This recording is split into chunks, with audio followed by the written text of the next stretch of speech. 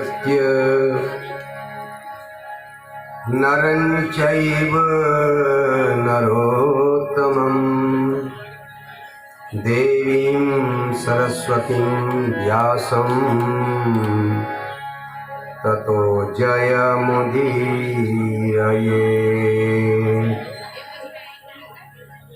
जयति पराशरसूनुः सत्यवती हृदयनन्दनो व्यासः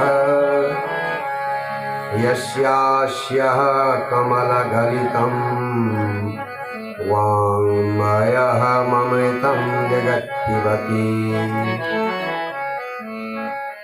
पाराशर्यवचः सरोजममलं गीतार्थगन्धोत्कटं नानाख्यानककेशरं हरिकथा सम्बोधनाबोधितम्। लोके सज्जन षड्पदैरहरः पेपीयमानं मुदा भूयाद् भारत पंकजं कलिमलः प्रध्वंसि न श्रेयसे। ॐ मूकं करोति वाचालं पङ्गुं लङ्घयते गिरिं यत्कृपातमहं वन्दे परमानन्दमाधवम्। यं ब्रह्मा वरुणेन्द्ररुद्रमरुतः स्तुन्वन्ति दिव्यैस्तवैः वेदैः साङ्गपदक्रमोपनिषदैर्गायन्ति यं सामगा। ध्यानावस्थितगतेन मनसा पश्यन्ति यं योगिनो यस्यान्तं न विदुः सुरासुरगणा देवाय तस्मै नमः। अखण्डमण्डलाकारं व्याप्तं येन चराचरं तत्फलं दर्शितं येन तस्मै श्री गुरवे नमः।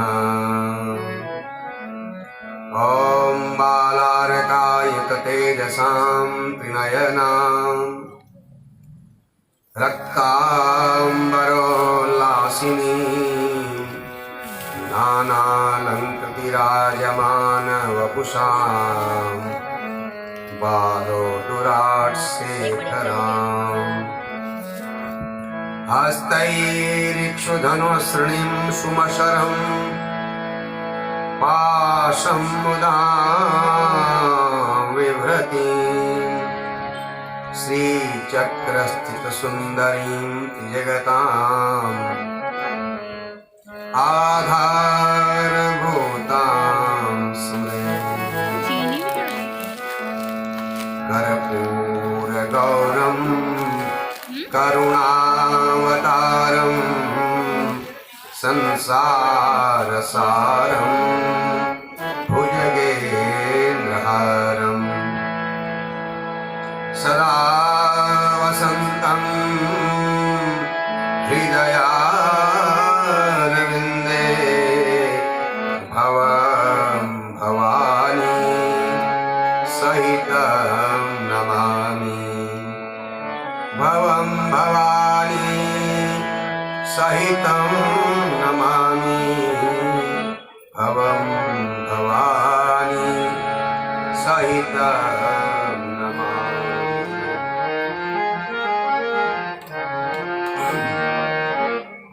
नमामि समीशान निर्वाण रूपम्।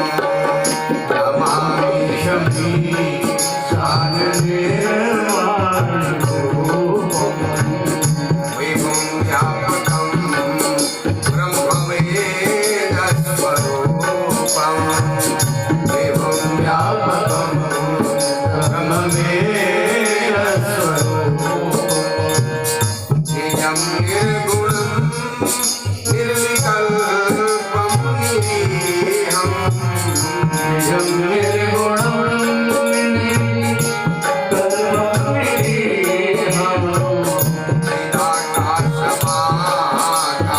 चिदाकाशमाकाशवासं भजेऽहम्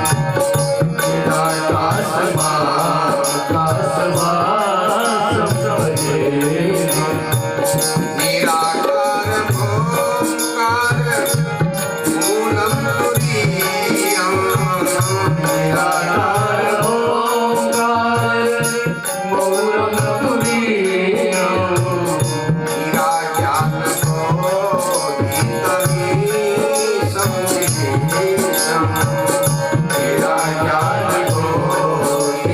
निराज्ञानबोधितमीशं विशेषम् करालं महाकाल कालं कृपालं करालं महाकाल कालं कृपालं गुणाकार संसारपारं नतोऽहम् गुणाकार संसारपारं नतोऽहम् तुषाराद्रिसङ्काश गौरं कबीरम् तुषाराद्रिसङ्काश गौरं कबीरम् मनोभूतकोटिप्रभाति शरीरम् मनोभूतकोटिप्रभाति शरीरम् स्फुरणमौलिकल्लो गिरिजारुगङ्गा स्फुरणमौलिकल्लो गिरिजारुगङ्गा रसदभालभालेन्दुकण्ठे भुजङ्गा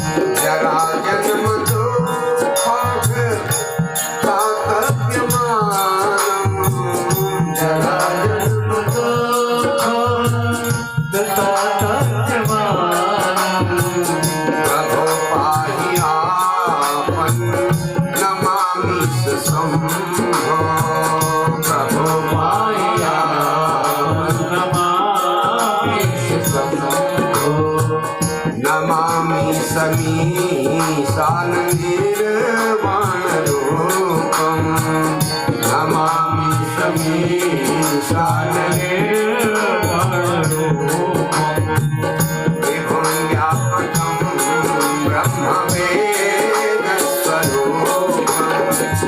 विभुं व्यापकं ब्रह्मवेदस्वरूपम् निजं निर्गुणं निर्विकल्पं निरीहम् निजं निर्गुणं निर्विकल्पं निरीहम् चिदाकाशमाकाशवासं भजेऽहम् चिदाकाशमाकाशवासं भजेऽहम्।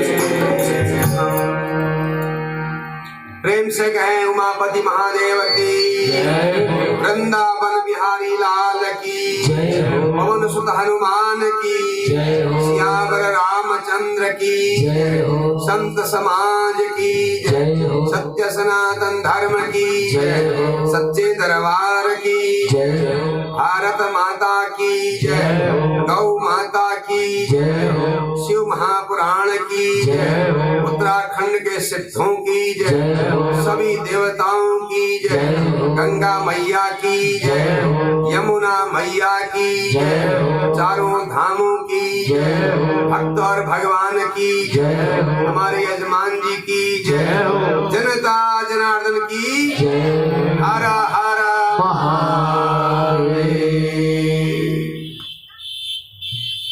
परम पावन आशुतोष भगवान की कथा श्रवणार्थ उपस्थित हमारे सभी हमारे यजमान मुरारीलाल जी के साथ उनके सुपुत्र श्री चंद्रशेखर जी के कुटुंब के उनकी श्रीमती जी के साथ हमारे कथा मंडप में विराजमान सभी सुधीजन विद्वज्जन भक्तजन तथा भक्तिमयी दयामयी माता बहनों बालक बालिकाओं, आज भगवान की कथा में आपका स्वागत है। आइए कल जो कथा हमारी आरंभ हुई थी उसके अगले क्रम में भगवान जी के विवाह के उपलक्ष्य में जो कथा वर्णित है उसके बारे में चर्चा करते हैं। देखिए कल आपने यहां तक कथा सुनी थी कि भगवान शंकर जी के विवाह तय करने के लिए सप्तऋषि लोग गए थे। एक समय ऐसा था, पहले हर कार्य में पंडित जी आगे से रहते थे, ब्राह्मण तो पंडित जी साथ रहे तो फिर कोई असुविधा नहीं मानी जाती थी ना, उनकी हर जगह प्रतिष्ठा होती थी, लोग स्वागत करते थे। इसलिए कहा जाता है अग्रे अग्रे ब्राह्मण, पंडित जी को ब्राह्मण को आगे लेके चलो तो काम बढ़िया होता है। इसलिए पहले क्रम था, धीरे धीरे इसमें थोड़ा परिवर्तन आते रहता है, संसार की व्यवस्था है। तो सप्तऋषि लोग जो हैं देवी पार्वती का शिव जी के साथ विवाह का दिन भी निश्चय करके आ गए और शंकर भगवान के पास आकर के उनके चरणों में प्रणाम करते हुए कहा, भगवान हम तो धन्य हो गए, महादेव जी के विवाह के कार्यक्रम में हमारा योग आपकी कृपा से ही प्राप्त हुआ। हे महाराज, अब हम अपने स्थान को जाते हैं। उन्होंने विवाह की सारी विधि भी बताई, कैसे होगा, पूरी योजना बताएगी, बारात के बारे में, निमंत्रण के बारे में, क्योंकि महादेव जी का विवाह हो रहा है। जो निर्गुण निराकार है भक्तों के लिए, जो सगुण साकार हैं और हिमालय में विराजमान है कैलाश पर्वत में, वो महादेव जी को सप्तऋषियों ने, यद्यपि महादेव जी सब जानते हैं, सर्वज्ञ हैं और सप्तऋषियों के अंदर भी वही है। आप कथा सुन रहे हैं, ये शिव जी की कृपा से ही हुआ है। कथा कहना, कथा सुनना सब शिव जी की कृपा से ही संभव है। तो देखिए शंकर भगवान को उन्होंने विवाह शिवधिम सम्यक चक्रुस्तेरी सप्तमाह, विवाह की जो विधि है उसको सम्यक मैंने अच्छी प्रकार से उन्होंने तय कर लिया, निश्चय कर लिया। उसके बाद भगवान जी से कहा, तदा कप्त्यासते तत्र गताश्चा गमनाय वै, तो फिर वहां पर वह जाने की तैयारी करने लगे। भगवान से हमने कहा कि हमें अब आज्ञा दें। शंकर भगवान ने कहा, आप हमारे विवाह में अध्वर्यु बनेंगे। अध्वर्यु यज्ञ में अलग होते हैं ना, कार्यक्रमों में आचार्य होते हैं, ब्रह्मा होते हैं, ऋतिज होते हैं, सदस्य होते हैं, अध्वर्य होते हैं। इस प्रकार से हम मेरे विवाह में आप सादर आमंत्रित हैं, आपको जरूर आना है। अतः शीघ्रम भवतेस्तु विषयो ब्रह्मवित्तमाः आगंतव्यम सशिष्यस्तु भवन्तः कार्यकारकाः। अतः भवती शीघ्रम आगंतव्यम, आपको जल्दी आना है। अब जल्दी का मतलब शादी तो 14 दिन में होने वाली, अभी वो लौटेंगे। शिव जी ने कहा जल्दी आपको पहुंच जाना है, क्योंकि आप ही सारे कार्य को संपन्न कराओगे। ऋषियों को बड़ा आनंद आया और शंकर भगवान के गण भी बड़े आनंदित हो गए। शादी का विषय ऐसा ही है, उस समय आदमी बाद की बातें कम सोचता है, वो तो उसी समय का आनंद लेता है ना। उस समय शादी हो रही, शादी हो रही, शादी। तो सज्जनों, अब शंकर भगवान के गण बड़े प्रसन्न हो गए और शंकर भगवान विवाह की तैयारी के लिए कैलाश पर्वत में पहुंच गए। कैलाश पर्वत में पहुंचने के उपरांत शंकर भगवान जी ने सस्मार नारदम देवम, नारद जी को याद किया। अब भगवान काम सौंप रहे हैं सबको ना। पहले तो सब शादी में काम करते थे, हमारे यहाँ भी ऐसे ही होता था। शादी हुई तो सब काम में लग जाते थे। कुछ नहीं तो चावल साफ करने जाते थे, मसाले साफ किए जाते थे, और मसाले भी वही साबुत मसाले होते थे, उनको कूटा जाता था तरीके से नया शुद्ध। और चावल साफ करेंगे, दाल साफ करेंगे, शादी की जो तैयारियां हैं वो सब लोग मिलके करते थे। एक गांव में अगर शादी होती तो सारे गांव की महिलाओं को, पुरुषों को बड़ा ही आनंद आया रहता था, उमंग होती थी। अब तो पहले ये सब नहीं लगते थे टेंट वेंट, पहले चांदनी लगती थी, चांदनी ऊपर से, और लोग बैठ के भोजन करते थे। अब हल्द्वानी की तो बात छोड़ दीजिए, पहाड़ों में भी अब बैठ के भोजन नहीं करवाया जाता। लोग समझते हैं खड़े खड़े भोजन करेंगे तो ज्यादा सभ्यता होगी। लेकिन आपको पता है, मूर्ख खड़े खड़े भोजन करता, चलते चलते भोजन करने वाले को ही मूर्ख कहते। हाँ, हमने आपको पिछली बार एक बार कथा सुनाई थी, आप भूल गए होंगे, हम आप मौका लगेगा फिर सुना देंगे। मूर्ख किसे कहते? चलते भोजन करने वाला, खड़े खड़े भोजन करने वाला भी मूर्ख कहा जाता है। खड़े भोजन करने वाले जल्दी बीमार होते हैं। हमारे लोग कहते हैं खड़े खड़े भोजन, खड़े खड़े पानी आदि नहीं पीना चाहिए, सो करके, खड़े होकर के, बैठ के होना चाहिए। अब लोग कहते हैं हमारा वजन घटे, आप क्यों घटे? कुर्सी में बैठ के खाते हैं ना वो, अब पता ही चलता कितना चले गया पेट में। पांव तो नीचे हैं, अगर आप आसन से बैठेंगे तो पता चल जाएगा ना, भोजन जाएगा, पता चल जाएगा कहाँ पहुंच गया। अब खड़े खड़े पता ही चलता, वो कम ही लगता है हमने कम खाया, और जो है हमारे भोजन बच जाता है। तो बैठ के खाएंगे तो वजन कम बढ़ेगा। और जो जरूरी होगा, खाने का नियम भी है शास्त्रों में कि भाई आधा भोजन से भरो पेट को, और फिर चौथाई जल भी से ही भरोगे थोड़ी देर बाद, बाकी हवा के लिए छोड़ो। पेट में हवा भी होनी चाहिए। अब आपने शरा नाड़ी की जैसी बंदूक भर दिया पेट, उसके बाद आपको हवा की जगह नहीं है, कहते मुझे गैस हो गई है। अब होगी कहाँ जाए वो गैस बेचारी, तो लोग बहुत परेशान हो जाते हैं। तो खाने का बड़ा क्रम है, आप सब जानते हैं। तो वैसे ही कर रहे हैं हम, जो थोड़ा सा किसी का दिल बहलाव भी होता है कथा में, थोड़ा सा तो वही कथा के साथ साथ कुछ बात समझ में भी आ जाती है। तो शादियों में लोग पहाड़ों में भी, अब पहले तो अपने हाथ से बनाते थे, सभी लोग यहाँ भी बनाते थे। हमने हल्द्वानी में देखा है, बड़ी बड़ी शादियां होती थी, वो कालाडूंगी चौराहा जहाँ पर है, वहां पर रात में टेंट लग जाता था, और सुबह उठने तक जो है वो साफ हो जाते थे। और उन दिनों हल्द्वानी में साइकिल होती थी, जो पैसे वाले लोग होते थे उनके पास साइकिल होती थी, और रिक्शे चलते थे, और साइकिल चलती थी। कभी क्या एम्बेसडर और फिएट कार भी दिखती थी लोगों की, बस ज्यादा नहीं होता। अब तो कार ही कार है।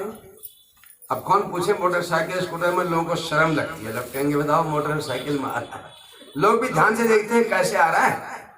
अब तो लोग ये भी हिसाब लगाते हैं हमारे घर में अच्छे जूते पहन के आ रहा है कि नहीं आ रहा है।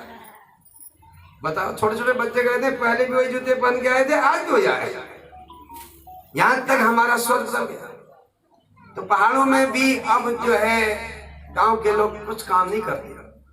हल्द्वानी नजदीक है ना, यहाँ देख के जाते हैं ना, वो क्या करें बेचारे। यहाँ शादी में निमंत्रण में आए, यहाँ देखा वैसे ही पहाड़ भी करना चाहते हैं। और यहाँ वाले दिल्ली वाले जैसा करते हैं वैसा करना चाहते हैं। दिल्ली वाले बंबई वाले कैसा करते हैं वो करना चाहते हैं। ये चल रहा है और समझ से हम बहुत बड़े हो गए, भ्रम हो जाता है। इस समस्या की ऐसा ही है, क्या करें बताइए, बड़ी समस्या।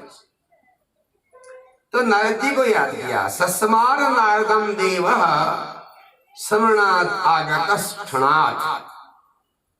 उन्होंने नारद जी को याद किया और सोचने तक नारद जी आ गए और भगवान को प्रणाम किया। पहले लोग दंडवत प्रणाम करते थे। दंड मने दंड की तरह, डंडे की तरह प्रणाम। डंडे की तरह कैसे? लंबे होकर के। एक सज्जन अपने ससुर जी के घर गए, अपने ससुराल गए। कहा ससुर जी दंडवत प्रणाम। खड़े खड़े खड़े कह रहे हैं दंडवत प्रणाम। किसी ने कहा भाई जवाई जी आप क्या बात कर रहे हैं, दंडवत प्रणाम तो डंडे की तरह होता है। कहा डंडे की तरह तो खड़ा हुआ हूं। अब बताइए, लोग नए नए रास्ते ढूंढ लेते हैं अपनी समस्या को, अपनी बातों को छिपाने के लिए ना। कहा मैं डंडे की तरह तो, डंडा जैसे खड़ा होता है वैसे खड़ा हूं और प्रणाम कर रहा। तो दंडवत माने लंब होकर के ना, लंबे होकर के होता है। बताओ, प्रणाम किया और शंकर भगवान के आगे कहा प्रभु आप धन्य हैं, आपके दर्शनों से मैं कृतार्थ हो गया। और दिन तो मैं आपके दर्शन का प्रयास करता था तब मिलते थे, आज आपने मुझे बुला दिया। प्रभु मेरी लायक कोई सेवा बताएं, मैं धन्य हूं। कैसे याद किया? शंकर भगवान ने मुस्कुराते हुए कहा नारद जी आपकी जरूरत है। क्या जरूरत महाराज? अरे वो पार्वती ने बहुत कठिन तपस्या कर दी तो मैं प्रसन्न हो गया। तुम तो जानते ही हो मैं भक्तों के वश में रहता। हाँ प्रभु, तो फिर क्या हुआ? पार्वती के बस में आ गया और उससे मेरी शादी तय हो गई। नाथ जी तो बिना बजाते हुए नाचने लगे। वाह वाह, वो जानते थे शादी होगी तो उनकी संतान होगी, संतान होगी तो तारकासुर दैत्य मरेगा, संसार का कल्याण होगा, उद्धार होगा। कहा ये तो आपका स्वभाव है महाराज, आप तो भक्त के बस में रहते हैं, ये बहुत ही अच्छा काम हुआ। सम्यक कृतम त्वया देव पार्वती मन सेव्यतम। हे महादेव जी आपने बहुत अच्छा काम कर दिया, जो पार्वती की इच्छा पूरी कर दी। अब मुझे बताइए मुझे क्या करना है शादी? अरे मेरी शादी नजदीक है, ये बताया 4 दिन बचे और जो है आपको देवताओं को निमंत्रण देना है। उन्होंने कहा ये तो मेरे मतलब का काम बताया आपने। हर एक आदमी को उसके लायक काम मिल जाए तो खुश होता है ना, होता है कि नहीं होता? महाराज बहुत अच्छा है, मैं अभी निमंत्रण दे के आया। सुनो ना आज जी, किस किस को देना है? हाँ ये बताइए किसको देना है? ब्रह्मांडं तथा विष्णु अन्यान देववरांस्तथा कथनीयं प्रयत्नेन ऋषिवर्यास्तथैव च। क्या है नारद जी? ब्रह्मा जी को निमंत्रण देना, उनके पूरे परिवार जो उनके भक्तगण हैं, शिष्यगण हैं, वो सब, और विष्णु जी को भी, और जितने भी देवी देवता हैं सबको मेरे विवाह का निमंत्रण है। ऋषिवर्या माने ऋषियों को मत भूलना। समस्त मातृगणों को, मातृकाएं होती हैं, एक जीव मातृकाएं होती हैं 7, एक षोडश मातृकाएं होती हैं 16, एक द्वार मातृकाएं होती हैं। जब शादी होती है तो अंदर वर वधू को लाते हैं या गृह प्रवेश करते हैं तो दरवाजे में 7 द्वार मातृकाओं की पूजा की जाती है। एक जल मातृकाएं होती है, दरदुरी आदि, भेकी दरदुरी, वो 7 जो जल में रहती है वही मातृकाएं होती है। तो उन्होंने कहा सभी मातृकाओं को मेरे विवाह में निमंत्रण देना। और देखो नारद जी, यक्ष, गंधर्व, किन्नर, आदि सभी को मेरा निमंत्रण होना चाहिए। मैं तो आपको यहाँ एक निचोड़ बात बताना चाहता हूँ, मुख्य बात करना चाहता हूँ कि संसार में कोई बच्चे ही नहीं मेरी शादी में, तो सभी देवी देवता आए, ऋषि मुनि आए। अगर जो मेरी शादी में निमंत्रण में नहीं पहुंचेगा, न मदियो कदाचन, न मदिया कदाचन, वह मेरा फिर नहीं माना जाएगा। ये सबको बुला के लाना है। नारद जी बड़े खुश हो गए, कहा महाराज अभी पहुंचता हूं आपके पास निमंत्रण देकर के। जितनी तेजी से मन दौड़ता है ना, उतनी गति से नारद जी अलग अलग देवी देवताओं को निमंत्रण देकर के समागत लौट के भी आ गए। कहा महाराज सबको निमंत्रण दे दिया, बोलो शंकर भगवान की। आहा, सूत जी ने कहा अब निमंत्रण जब पहुंच गया देवता तो बहुत ही खुश हो गए। कहा भाई चलो अभी चलते हैं, अब तो देरी क्या करनी है, तो समय आ गया नजदीक में शादी का, शिव जी के बारात में जाएंगे। एक समय ऐसा भी होता था बारात में बूढ़े बूढ़े लोग तैयार रहते थे जाने के लिए। अब बूढ़े लोग नहीं जा पाते, क्योंकि बूढ़ों को लगता है कहीं कूदने में हमको ही किसी ने लुढ़का दिया, फिर जाके अस्पताल जाना पड़ेगा। और नए शादी वाले बूढ़ों को पसंद भी नहीं करते। वहां बूढ़े अच्छे किसी को नहीं लगते। क्यों लगे बूढ़े अच्छे? बूढ़े को खुद ही अपने रूप अच्छा नहीं लगता, तो दूसरे को क्यों अच्छे लगे? हम बुजुर्ग लोगों से कहते हैं, जब कहीं ऐसी बात आ जाए, हम कहते हैं आप चिंता मत करो, आपका समय अब निकल रहा है तो आप खुशी मनाओ। जैसे रिटायरमेंट के टाइम लोग खुश होते नहीं होते, आप फ्री हो जाएंगे, ऐसे ही आप फ्री हैं, आप तो खुशी मनाओ। आपको मत बुलाएं 100 और खुशी मनाओ, वो खुशी ही मनाते। क्यों जाए भीड़ में बताइए मरने के लिए? संसार में कौन मरना चाहता है? शादी का मतलब तो आजकल बर्बादी है ना, न उनके खाने की चीजें हैं वहां, न उनके बैठने की व्यवस्था है।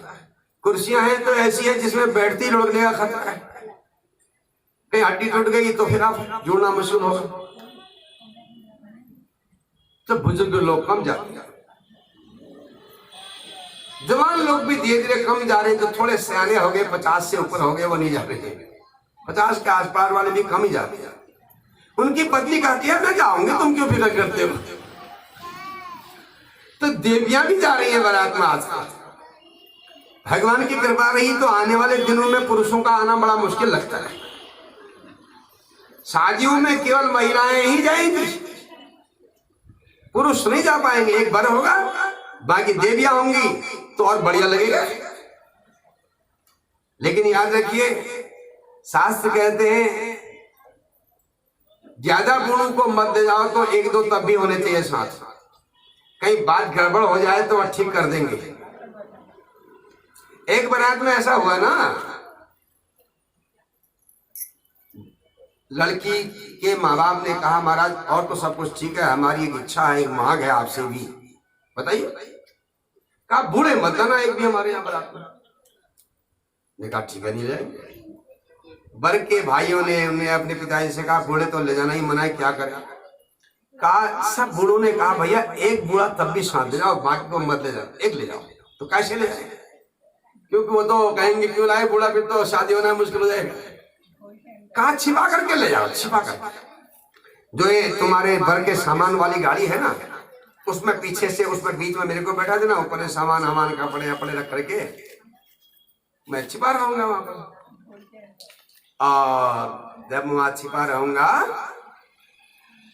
जरूरत पड़ेगी तो मैं निकल जाऊंगा, मेरे को ढूंढ लोगे। हाँ ठीक है चलो। एक बुजुर्ग को ले गए। अब वहां पहुंचे, शादी की तैयारी हो गई। लड़की के माँ ने, लड़की के बाप ने कहा भैया हम तुम्हें अपनी लड़की तब देंगे बर को जब ये नदी का पानी तुम खाली कर करोगे। बगल में नदी थी ना, तुम्हें पानी बह रहा है।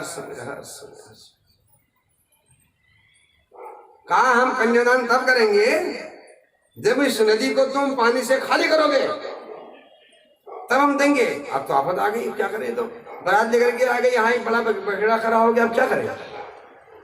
चिंता हो गई।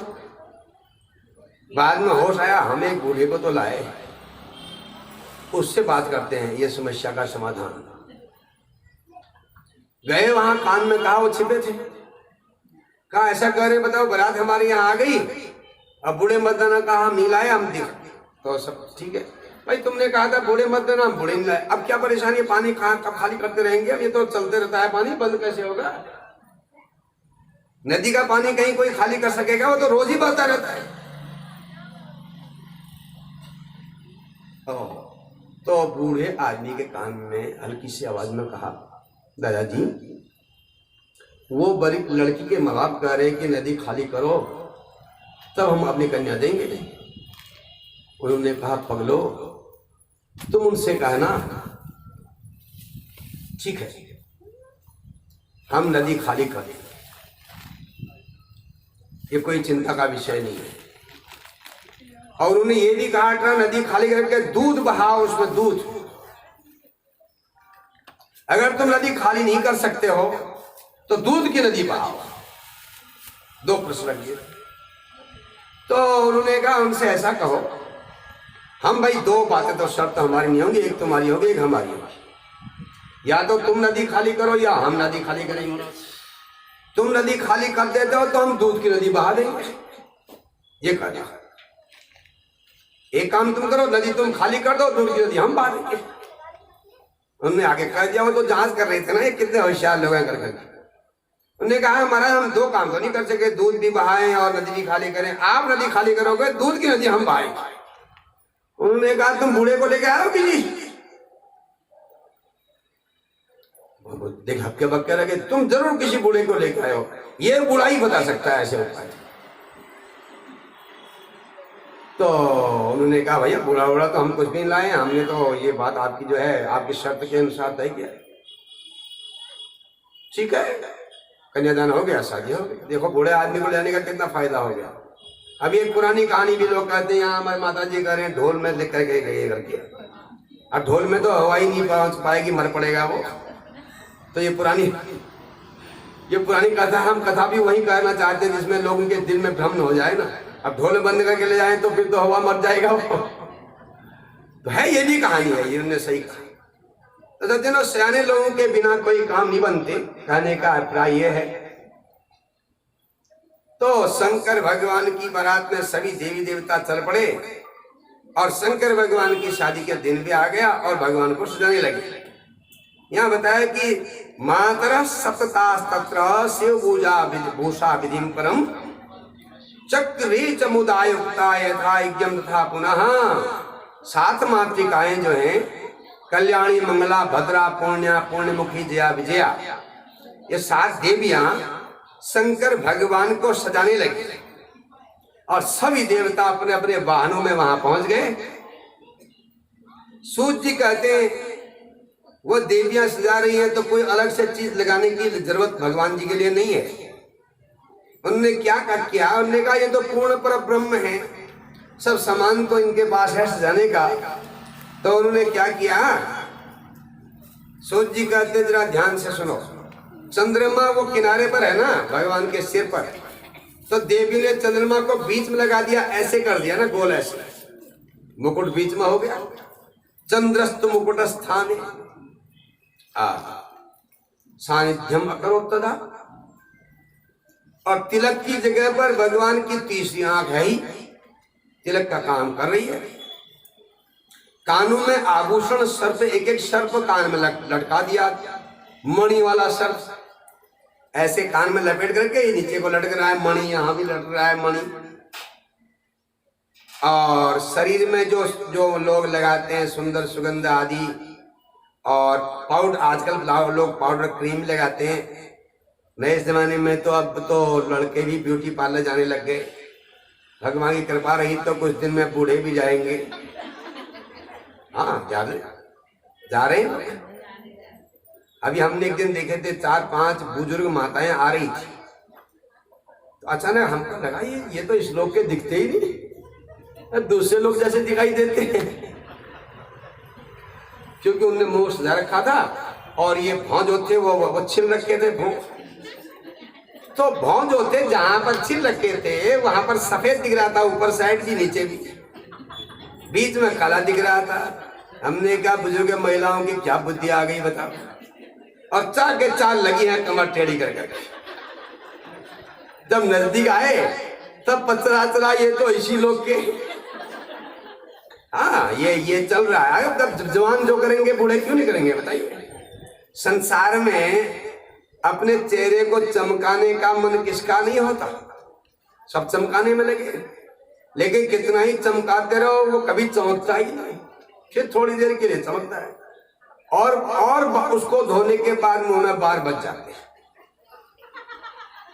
और एक बात ध्यान से सुन लीजिए, ये जितने भी आजकल जो केमिकल है ना, पाउडर आदि में सब पड़ा होता है, और ज्यादा क्रीम लगाने वालों के चेहरे में रोग भी हो जाता है, त्वचा के रोग। अभी तो बहुत से महिलाओं के होंठ ही गायब है। हमने एक देवी से पूछा, हमारे पास आई थी, तुम्हारे होंठ को क्या हो गया? उसने लिपस्टिक ने खा दिया। तो ये सब चीजें बड़ी खतरनाक भी हैं। याद रखो, आपकी जो असली सुंदरता है वो प्रकृति ने जो दे रखी है वही है। बनावटी सुंदरता से कुछ नहीं होने वाला। अगर आप बाहर बनावटी बनते रहोगे, अंदर भी बनावटी बन जाओगे। भगवान को बनावटी लोग पसंद नहीं होते। ज्यादा फैशन करना ही है तो हल्का फुल्का करो ना, जिससे तुम्हारी असलियत भी तो मालूम पड़े तुम कैसे दिखते हो। अब पोत पात करके तुम ऐसे बन के आ जाते हो, बाद में धो तो भूत जैसे दिखते हो। अब देखिए क्या है बताइए। तो ये अब बहुत बार ऐसा भी हो गया है, बहुत शादियों के बाद वो लड़की को लड़का पसंद नहीं करता, वो कहता मैं इसको नहीं रखना चाहता। क्यों? क्योंकि वो मेकअप करके दूसरे ही बना रखी थी पहले। जब धुल करके वो देखा तो उसने कहा तो अलग ही है, बिल्कुल वहां दूसरी होती है। तो ये भी सावधानी रखना कि भाई कल को समस्या ना जाए, कल को वो कहे तुमने दिखाई दूसरी है।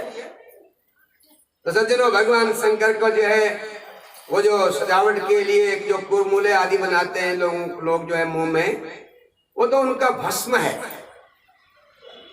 भस्म लगा हुआ है, बहुत सुंदर। चंदन की जगह पर भस्म है। मालाओं की जगह सर्पों की मालाएं हैं, उनमें खूब मणि चमक रहे हैं, उनको ढंग से लगा दिया है ऐसे माला की तरह। जब शंकर भगवान को सजाया गया तो सारी प्रकृति भी विकृत हो गई, इतने सुंदर लगने लगे।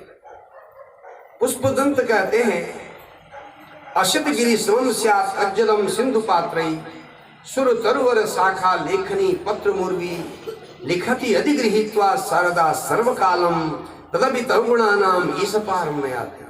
हे महादेव जी, हे शिव जी, अरे पूरे काले हिमालय पहाड़ के बराबर काले पहाड़ की शाही बने, सिंधु पात्र समुद्र को बर्तन बनाया जाए जिसमें उस पहाड़ों को घोल दिया जाए शाही। लेखनी कज्जलम असित केशा कज्जलम सिंधु पात्रे सुर तरुवर शाखा लेखनी। कल्प वृक्ष की टहनी की कलम बनाई जाए, कल्प वृक्ष जो स्वर्ग में होता है उसकी कलम बनाई जाए। और शारदा सर्व कालम यदि लिखती, और सरस्वती रात और दिन हमेशा लिखती ही रहे शिव जी के बारे में। तदपि तव गुणा नाम ईश पारम ने आती। हे महादेव जी, आपके गुणों को सरस्वती भी पूरा नहीं लिख सकती, ऐसे हैं महादेव जी। अद्भुत उनका रूप बन गया। आहा, ऐसा सुंदर ईदसम सुंदरम रूपम जातम वर्णन दुष्करम। इतने सुंदर दिख गए, अब वर्णन नहीं हो सकता। तो सज्जनों, सब देवता लोग नाचने लगे, ढंग से नाचने लगे, प्रसन्नता से वो दिखने लगा, उनका शरीर नाच रहा है।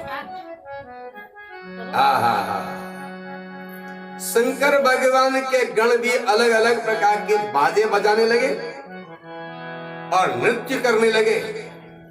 एतस्मिन् समये देवा आजगमुः प्रभु सेवया ब्रह्मा तु हंसमारुह्य ऋषिभिः सहितस्तदा।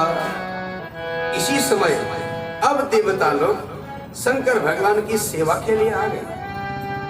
सबसे पहले ब्रह्मा जी ऋषि मुनियों के साथ हंस में सवार होकर के आए। उनका अलग ध्वज था, ध्वजा थी, चिन्ह था। भगवान शंकर को प्रणाम करके वो आगे बढ़े। शादी में आपने ख्याल किया होगा, पहले तो लोग पूरी शादी को निभाते थे, शादियां पूरे साथ रहते थे। अब क्या करते हैं, जिनके यहाँ शादी हुई उनके पास मुंह जरूर दिखाते जाके, हाँ और ठीक चल रहा है, हाँ ठीक चल रहा है, हम आगे आपके यहाँ में बड़ी खुशी हुई, आपके कार्यक्रम बधाई हो बधाई हो। उसके बाद खिंच लेते हैं, अपने खाना देख लेते हैं, 9 बजे हो गया तो खा के चल देते हैं। अब कोई मतलब नहीं होता। एक बहुत बड़ा काम हमारी देवियां जरूर करती हैं, वो रुकी रहती हैं। कब तक? शादी तक नहीं, कब तक? समझ गया? जब तक जयमाला हुई। अब जयमाला ये एक बवाला है और बढ़ गया। बेचारे पंडितों की हालत खराब, जजमान की हालत खराब। एक शादी में तो ऐसा हुआ कि लड़की का बाप इतना नाराज हो गया, कहा मैंने आज तक तुम्हारी जयमाला नहीं देखी, ये जयमाला है तुम्हारी? 2 घंटे फोटो खींचने में लगा दिया। बहुत नाराज हो गए। उनकी पत्नी ने समझाया, क्योंकि वो औरतों को ज्यादा अच्छा लगता है, इधर से खींचो तेरा फोटो, वही दोनों से चिपते हुए फोटो खींचो, इधर से खींचो, उधर ऊंचाई में बैठो, अब यहाँ को देखो, अब वहां को देखो, इसमें 2 घंटे, अब तुम उधर जाओ, अब तुम आओ। क्या मूर्ख की कहानी है। क्या क्या जयमाला, किस चीज की जयमाला भाई? धनुष तोड़ा है उसने? उनने कोई प्रण पूरा किया हुआ है? अरे द्रौपदी की शादी में तो नीचे देखना है कढ़ाई में, ऊपर मारना है बाण चिड़िया के ऊपर। और राम जी की शादी में तो धनुष को तोड़ना है। अब यहाँ क्या कर रखा है हमने? तो जयमाल, किस चीज की जयमाल? ये पागलों की कहानी है, समय की बर्बादी है। समय का कोई महत्व नहीं जिनके लिए नहीं है। 2 घंटे इसमें बर्बाद कर रहे हो, फिर कहते हो शादी हो रही है। लोग मजाक बनाते हैं इसकी। हमारे यहाँ एक बार विदेशी महिलाएं और लड़कियां आई थी, आना था उनको, पढ़ी लिखी थी, उनको देखना चाहते थे। यहाँ वहीं शादी हो रही थी, नीचे हमारे एक पार्टी बैंक्वेट हॉल है, निमंत्रण हमको आया था। हम तो शादी ब्याह में जाकर के क्या करें, सिर पड़े वहां बेकार में, बताइए। 2 घंटे बर्बाद करो, 3 घंटे बर्बाद करो, कोई पूछने वाला नहीं, होश में नहीं है लोग, सब नशे में है। महिला संगीत हो रहा था, तो हमने कहा इनको भी ले जाओ। वो सब ले गए, 4-5 महिलाएं लड़कियां। देख रहे 2 घंटे तक बढ़िया होता है वहां, वो आधे घंटे में ही आ गई। और हंसते हंसते आई लड़कियां, समझदार लड़कियां थी। हम समझते बाहर की औरतें लड़कियां बेवकूफ होते होंगे, हमारे यहाँ की महिला उससे कई गुना जागरूक होते हैं और चरित्रवान भी होते हैं, ये मत समझ लेना। और जिस काम को आप बता दोगे ना ये ब्याज गति बनानी है, जैसे वो ऐसा बना देंगे। 2 लड़कियां 2 महिलाएं आप देखते रहे, बताने के लिए उनको काम बताइए और फटाफट करते हैं। वो नकल काम नहीं करते, उनकी खराब बातों को खूब सीख लेते हैं। वो हर काम समय पर करते हैं। 2 बजे का टाइम तय है, 5 मिनट पहले पहुंचते हैं इस काम के लिए, समय पर आए। हम उसको पसंद नहीं करते, हमारे यहाँ तो इंडियन टाइम चलता है। उन्होंने कहा साहब अभी 2 मिनट में आता हूं। एक बार की बात है, एक प्रोफेसर हमारे साथ था, उसकी ड्यूटी थी कि हमको जहां तहां भाषण करने ले जाओ। तो उसने कहा पंडित जी मैं 2 मिनट में आता हूं, कोई चीज भूल गया हूं, कम से गया दौड़ के, गाड़ी लगा गया, उसमें चादर बिछा गया। बाहर जब पंडित लोग जाते हैं तो वो लोग कार के अंदर भी धुली हुई चादर बिछाते हैं। वो लोग जिनको हम कहते हैं बेकार है। अब हिंदुस्तान यहाँ है कि वहां है, बताइए। किसी भी विद्वान की बड़ी कदर करते हैं, सीखना चाहते हैं। 80 वर्ष की औरत की उम्र की औरतें आदमी कोर्स करते हैं, पढ़ने आते हैं। हमारे यहाँ नौकरी लग गई, शादी हो गई, अब काहे की पढ़ाई करनी, हो गया काम। शादी हो गई तो हो गया काम, पढ़ाई से भी मतलब नहीं रह जाता लोगों को। तो सज्जना मैंने उनसे पूछा तुम जल्दी क्यों आ गई? जल्दी जोर जोर से हंसने लगे मेरे आगे। क्यों हंसती हो? बोले Pandit ji we are very surprised. What happen? कहती है कि हमको ये चिंता है कि इंडिया का क्या होगा। क्यों? बोले यहाँ की युवतियां नाच रही हैं, उधर से आदमी देख रहे हैं, ये तो हमारे यहाँ भी नहीं होता। औरतों का नाच अलग होता है, आदमी अपने अलग कर दे। अब है बताइए महिला संगीत काम का है, अच्छा है? मुझे तो शर्म लगी उनके पास। तो देखा, बोली हाँ औरतें नाच रही है, युवतियां नाच रही हैं, और नाचते वजह से पुरुष भी हंस रहे हैं, वो भी हंस रही हैं। ये बच्चे क्या सीखेंगे तुम्हारे? अब बताओ महिला संगीत हुआ क्या हुआ? उसकी बात कर रहा हूं, मैं तो नहीं, मुझे तो मौका बहुत कम मिला है इस मामले में। बड़ा अचंभा हुआ। तुम आदमी यहाँ क्या देखते हो भाई? उनको नाच करने दो, नाच करते हैं तो उनको प्रसन्नता से अपना काम करने दो ना। आदमी काहे के लिए बैठा रखे इधर? ये बड़ी विचित्र कहानी है, हमारी शानदारी। वहां पर ये मर्यादा है उन लोग की। चलो प्रसंग आ गया था। आप तो सब ऐसा कोई नहीं करते, यहाँ धर्मात्मा लोग रहते हमारे आदर्श, नाम ही आदर्श नगर है, तो यहाँ तो हम देख रहे हैं। पिछले वर्ष भी कथा हुई थी और नीचे भी कथा हुई थी हमारे सद्भावना कॉलोनी में। पुण्यात्मा लोग हैं सब जगह, लेकिन हम एक जानकारी के लिए आपसे कहना चाहते हैं, ये जरूरी है। नहीं कहेंगे तो फिर समस्या है। कौन कहेगा बताइए? भागवत कथा एक ऐसा माध्यम है जिससे हम अपने सनातन धर्म के बारे में जान सकते हैं। हाँ, हर चीज मर्यादा में होना चाहिए ना। पशु पक्षी भी मर्यादा में रहते हैं, जानवर भी मर्यादा में रहते हैं। हम मनुष्यों के न रहे तो हम काहे के मनुष्य हैं। शिव जी की बात सुनिए, हा। ब्रह्मा जी आए, दर्शन दिए, विष्णु जी आए, शिव जी से प्रणाम करके कहा महाराज, कहा आप लोग बड़ी आगे बारात तैयार करिए। वाह, अपने अपने वाहन में बैठ के गरुड़ में विष्णु भगवान आए हैं। फिर इंद्र आ गए ऐरावत हाथी में, फिर यमराज आ गए, वरुण आ गए, कुबेर आ गए, और लोकपाल, दिक्पाल, अष्टवसु आ गए, और सूर्य भगवान आ गए, चंद्रमा आ गई, गंगा दी नदियां आ गई, गंधर्व आ गए, अप्सराएं आ गई, यक्ष आए, किन्नर आए। भयंकर बारात जोड़ने लगी। शंकर भगवान से हमने कहा महाराज क्या सेवा करें, कैसे हमको बताइए। उन्होंने कहा आप आगे आगे चलो, आप बारात बनाओ, आगे चलो, यही काम है। अब देखिए सबको सेवा का मौका मिला है। नंदी बड़े सुंदर दिख रहे, देवता अपने अपने व्यूह बना करके अलग अलग, जैसे ब्रह्मा जी की अलग है, विष्णु जी अलग हैं, यक्ष अलग हैं, गंधर्व अलग हैं, किन्नर अलग हैं। अब कैलाश पर्वत से बारात निकल गई। ऐसा काम कर रहे हैं जिससे शिव जी खुश रहे, ये विधि विधान से चल रहे। दूसरी तरफ हिमवान अभी तत्रैव स्वान तत्रैव हिमवान अभी तत्रैव स्वानाहूय स्वद्रतः। हिमालय जो है अपने मित्रों को, अपने प्रेमियों को बुला करके विवाह की तैयारी कर रहे हैं। उनने मंडप आदि तैयार कर लिया है। पहले पितरों आदि की पूजा हो गई है, जैसे श्राद्ध होता है ना, कोई भी कार्यक्रम है शादी ब्याह में, गणेश पूजा होती है, मातृ पूजा होती है, कलश पूजा होती है, श्राद्ध होता है, पुण्य वाचन होता है, ब्राह्मण रक्षा विधान होता है, वो सब पंचांग कर्म कर रहे हैं। और अपना हिमालय महाराज ने अपनी नगरी में सजाया हुआ है रास्तों को अच्छी तरह से। घर को भी जहाँ शादी होनी है वहां भी सजा रखा है। वस्त्र अलंकार से ऐसी शोभा कर रखी है, और कन्यादान के लिए वह तैयार बैठे हुए हैं। आहा, उन्होंने कहा भैया बारात का आने का समय होने वाला, जब देखें कहां पर पहुंची है बारात। वो गंधमादन पर्वत में पहुंचे और वहां से देखा तो शिव जी की बारात थोड़ी है, सेना है। बताओ, बाप रे बाप, तो इतनी व्यवस्था तो हमने करी नहीं देखी है लोगों के लिए बैठने के लिए, आराम करने के लिए। चलो चलो चलो, इतनी बड़ी बारात चमचमाती हुई।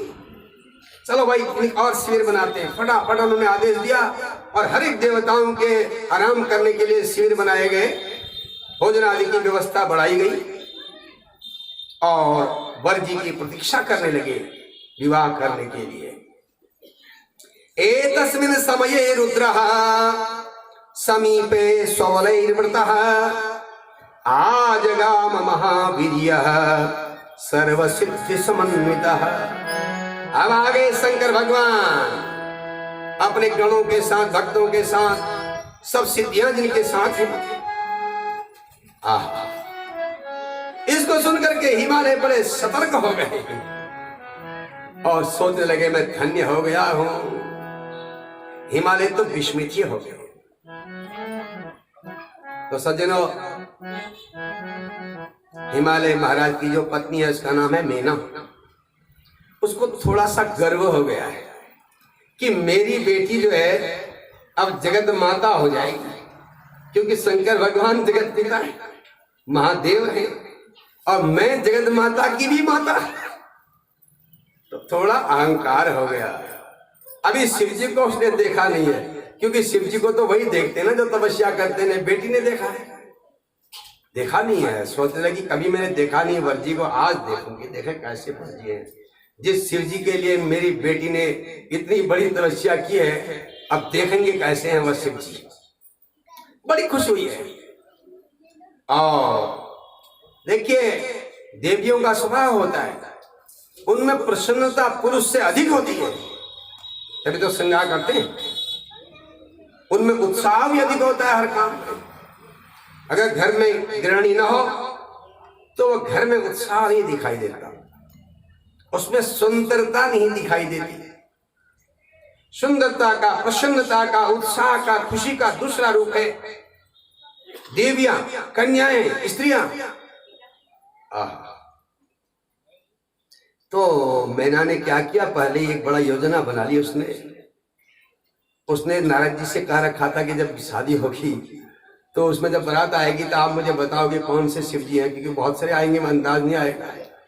तो मैना ने हाँ, नारद जी ने कहा बिल्कुल मैं आपके साथ रहूंगा, क्यों नहीं रहूंगा, तो अच्छी बात है। तो मैना कहाँ बैठ गई, शिरोग्रहम, शिरोग्रह होता है जो घर है उसके ऊपर में, छज्जे में। पहले घर होते थे ना, घर के ऊपर बैठने के लिए छज्जा, देखने के लिए छज्जा। आजकल की भाषा में आप कह सकते हैं जो ये बनते हैं ना, बाहर से थोड़ा आगे को निकाले होते हैं, सामने दिख रहा है, वहां पर ऊंचाई से दिख सके, जहां से क्या बोलते हैं उसको, हाँ अंग्रेजी में बालकनी बोलते हैं। तो उसमें बैठ गए, बगल में नारद जी बैठे, और अब बारात आ गई। आहा, एतस्मिन् समये सेना देवानां परमां शुभां निरीक्षन्ति तदा मीना दृष्ट्वा हर्ष समाकुला। अब देवताओं की बारात कहाँ, सेना आ गई है। मैना बड़ी खुश है, इधर सेना और इधर मैना है।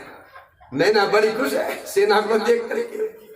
आहा, सोचने लगी कितने बढ़िया हैं, बताओ, ऐसे तो कभी देखेगी। कितने इनका नाक नक्शा है, कितनी बढ़िया आंखें हैं, कैसी इनकी चाल है, कैसा इनका शरीर है, मन को मोहक लगते हैं ये सब देवता। जब ये इतने सुंदर हैं तो इनके पति महादेव जी कितने सुंदर होंगे, सोचना भी बड़ा मुश्किल है। सूर्य ने कहा ध्यान से सुनो, फिर क्या हुआ।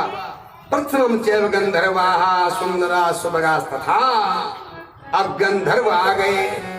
गंधर्व माने देवताओं के गायक, गीत गाते हुए आ रहे हैं। सब वो गीत ही गाने वाले हैं जितने भी, उनके ध्वजा पताका चमक रही है। आहा, इतने बढ़िया बढ़िया उनके वस्त्र हैं। आहा, अलंकार है, वाहन है, अलग अलग वाहनों में बैठे हैं, और वाहन भी बड़े सुंदर हैं।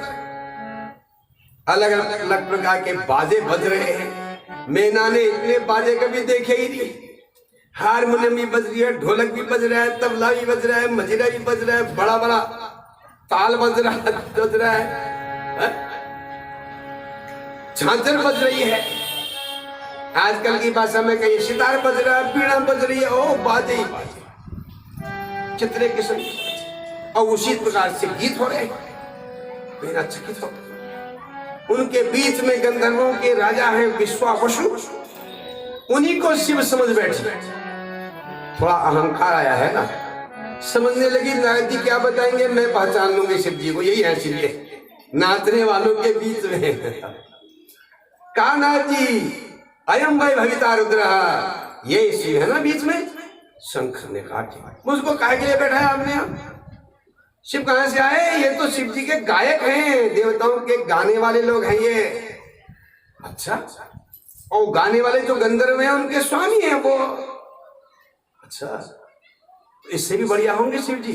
अरे मैना, अब मैं क्या बताऊं, सामने आएंगे ना तेरे को दिखाई देंगे। अब देर ही क्या है, बारात नजदीक आ गई है।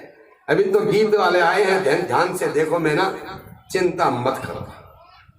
अच्छा, अब मैना मनी मन सोचे, कहां तक सोचे? शिव जी के बारे में क्या सोच सकता है कोई भी? कैसे होंगे, ऐसे होंगे, वैसे होंगे, वैसे।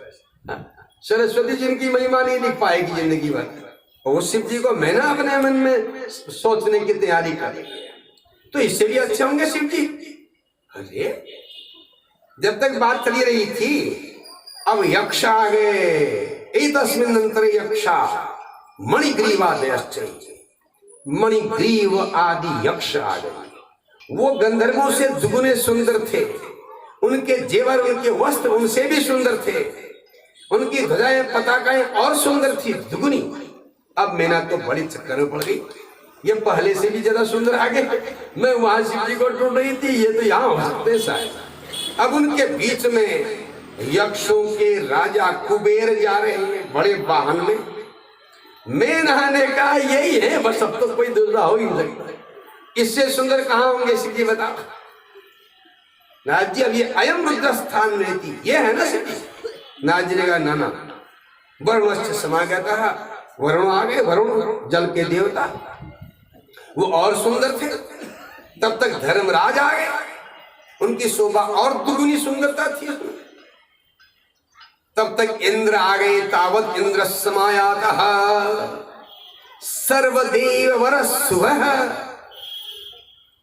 अब इंद्र आ गए, समस्त देवताओं में सुंदर, और ऐरावत हाथी में बैठे हुए, जिसके बहुत सारे सूंड हैं, ऊंचे में बैठे हैं। अब राजा है देवताओं के, ऊपर छत्र लगा हुआ है, ऐसा सुंदर रूप।